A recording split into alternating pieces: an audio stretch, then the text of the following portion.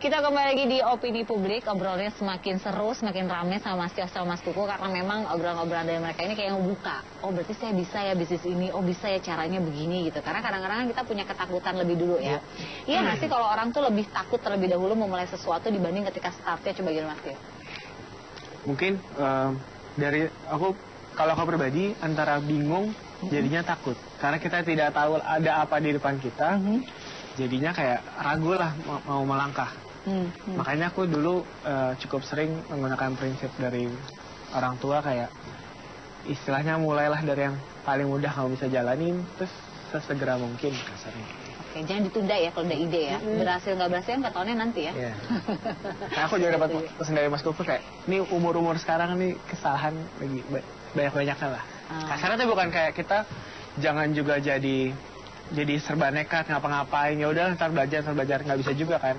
Segala sesuatunya resikonya harus kita kalkulasi supaya meminimalisir resiko yang ada tapi menghasilkan output yang paling maksimal lah kasarnya gitu.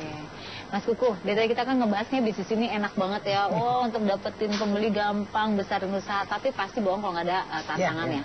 Tantangannya apa di bisnis ini? Ya sebenarnya gini sih, kayak kita ngomong startup, wah lagi ini ya startup teknologi banyak yang sukses nih. Kalau saya sih ya kalau secara objektif banyak juga kok yang nggak sukses gitu loh. Tapi ya banyak yang belum mulai bahkan sudah gagal dan lain-lain ya. Kalau saya lihat memang tentunya tadi ya, kalau tadi bahasanya Jack Ma, foundersnya Alibaba bilang umur-umur 20-30 tuh katanya saatnya buat kesalahan. Jadi mulai aja, jadi bikin kesalahan yang sebanyak-banyaknya kata dia gitu. Ya salah satunya adalah buat bagian dari riset ya sebenarnya. Jadi kalau saya lihat ada sih kendala-kendala, yaitu misalnya memang apa sih startup-startup yang cukup sukses di Indonesia ya, contoh kayak ojek online gitu. Simpel sih kalau saya ngeliat, karena dia bisa menjawab kebutuhan dari masyarakat. Selama startup ini bisa menjawab kebutuhan dari masyarakat, saya rasa punya potensi sukses lebih besar ya. Tapi emang banyak orang yang masih idealis ya, wah ini keren nih startup gue, tapi memang startup gue keren nih bisa ini, tapi sudah menjawab belum kebutuhan tadi ya. Kayak tadi ya, kayak ojek online kan sangat membantu menjawab gitu ya. Nah, toko online Facebook, Instagram juga sangat menjawab karena mudah dan memang penyebarannya luas.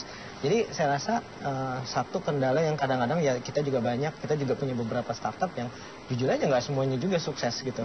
Mungkin salah satunya adalah yang kita perlu tahu adalah risetnya dulu. Kadang-kadang ada startup dari luar sukses, di Indonesia gagal. Karena memang behavior tiap negara beda-beda. Gitu.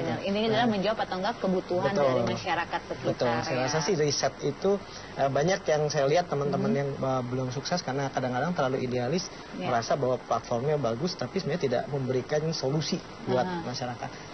Saya rasa risetnya memang saya juga dulu punya, sampai sekarang kita masih ada online payment, itu risetnya pembuatan produknya itu cuma 6 bulan, tapi risetnya ada 2 tahun sendiri.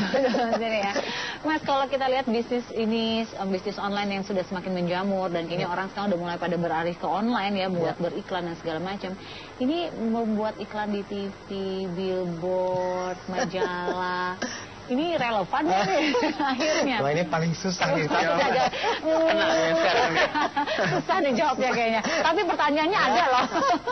Tapi memang ini sih by data ya. Kita lihat by data, banyak grup-grup bahkan media besar sekarang untuk majalah sudah shutdown. Saya pribadi bilang bahwa kayaknya kalau berita harus bayar untuk sebuah berita kayak udah nggak relevan. Karena berita should be free. Kadang-kadang saya nggak mau dapat berita aja, saya dikejar-kejar sama berita. Jadi kan pertanyaan, apakah berita ini masih relevan untuk bayar? Dan kalau tadi pertanyaan bisnis billboard juga sama, saya dapat beberapa data di mana ya sekarang kalau kita lihat ya, mohon maaf, tapi memang billboard sekarang kalau kita jalan di Jakarta sendiri, kita lihat banyakkan nomor telepon yang punya titik daripada produk. Tapi sekali lagi ya, saya nggak bilang bahwa satu media akan membunuh media yang lainnya. Supposed to be compliment lah each other ya. Jadi buat saya ya tadi kalau tanya berita itu, kalau saya pribadi emang saya rasa berita harusnya udah sekarang sekarang sudah gampang Udah dapat gampang ya. dimana-mana. Apalagi kalau gadget ada di tangan ya. Mau berita Iya, apa dengan iya. search, keluar semua. Trrrr gitu ya. Karena orang Jakarta kan ini ya udah less complaining about Iya. macet gitu ya. Kenapa sekarang pada nggak komplain tentang macet? Karena waktu macet lah kita udah punya kesempatan buat baca. Udah tough kayaknya. Daripada mau komplain macet. mendingan nikmati. Mending baca, menikmati ya. Iya. Nah, Mas Tio sendiri, Mas Tio. Sekarang kan tahu bisnis ini long term atau tidak. Nah, menyikapi itu bagaimana? Karena kan banyak juga ya di sosial media yang Iya. bisnisnya booming tiba-tiba Iya. hilang dalam sekejap. Nah, itu bagaimana menyikapi itu, Mas? Aku pribadi salah satu aku juga tadi aku cerita aku tidak bisa belum memaksimalkan sosial media karena aku pribadi merasa karena aku timnya masih kecil dan aku sendiri masih terjun di operasional, aku tidak terlalu pandai bisa mengontrol efek dari sosial media tersebut. Oke.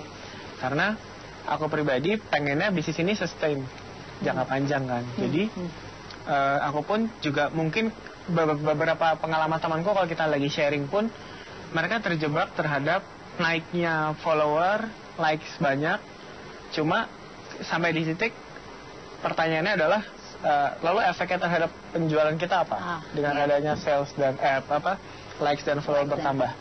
Kalau bisa menemukan langkahnya yang tepat, misalnya kayak Mas Kuku jalankan dengan timnya, itu bukan jadi sebuah efek yang baik gitu. Cuma kan misalnya di aku punya toko sekecil itu, aku pun targetnya untuk captive market sekian kilometer segmennya hanya untuk kelurahan sekitar.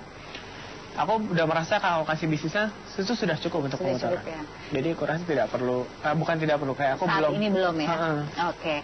Ini sebenarnya 1 jam kurang nggak bisa nambah Pak Produser, jadi 2 jam ke depan nggak bisa ya? Sayang sekali waktu kita udah selesai ya. Padahal pengen ngobrol banyak banget sama Mas Kuku sama Mas Tio. Terima kasih banyak. Sukses terus untuk Mas Kuku dan Mas Tio.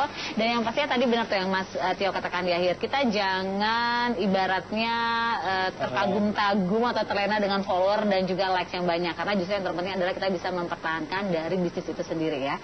Oke, kalau gitu terima kasih banyak juga pemirsa. Sudah 1 jam kita menemani Anda di Opini Publik dan kita ketemu lagi minggu depannya. Sampai jumpa dan selamat malam.